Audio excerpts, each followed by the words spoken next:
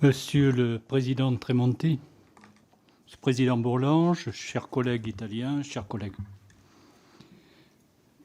Je comprends les choix de concentrer nos échanges sur les deux sujets de l'élargissement de l'Union européenne aux Balkans, d'une part, et du financement du plan Next Generation, d'autre part.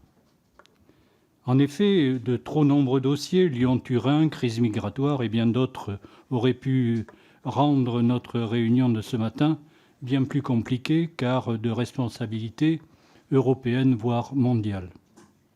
Concernant l'élargissement aux pays d'Europe centrale et orientale, je pense que le dernier sommet des Balkans, qui s'est tenu à Tirana en décembre dernier, avait marqué un moment clé. Dans le nouveau contexte de conflit en Europe, entre l'Ukraine et la Russie, la coopération doit évidemment être renforcée avec ces pays.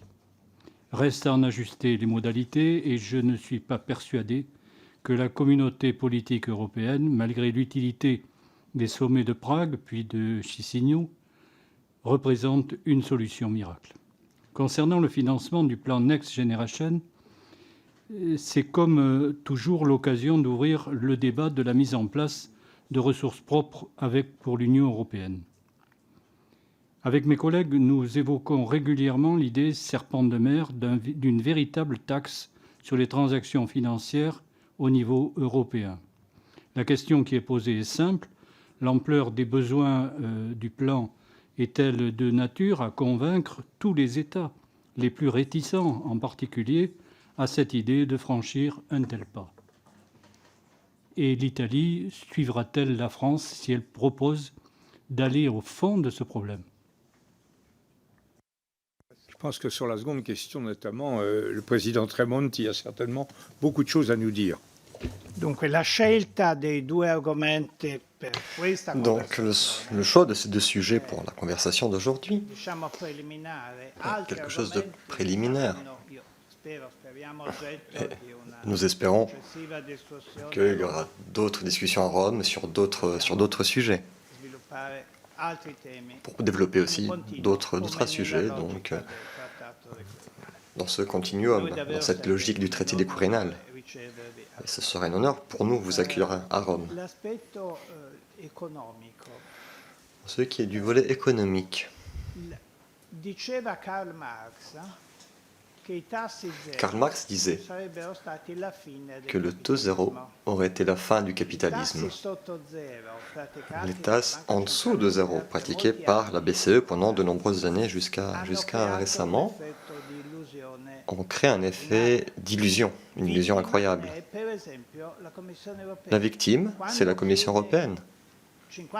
Quand la Commission européenne demande 50 milliards de plus, c'est parce qu'elle a fait des calculs sans calculer l'augmentation des taux d'intérêt.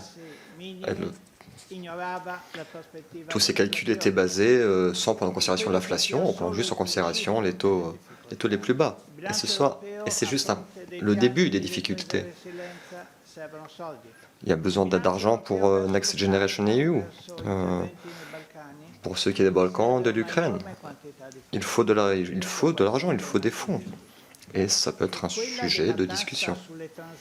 Pour ce qui est de taxer les transactions financières.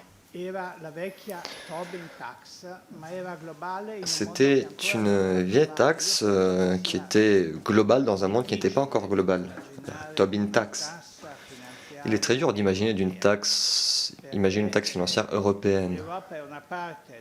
Car l'Europe fait partie du marché mondial financier.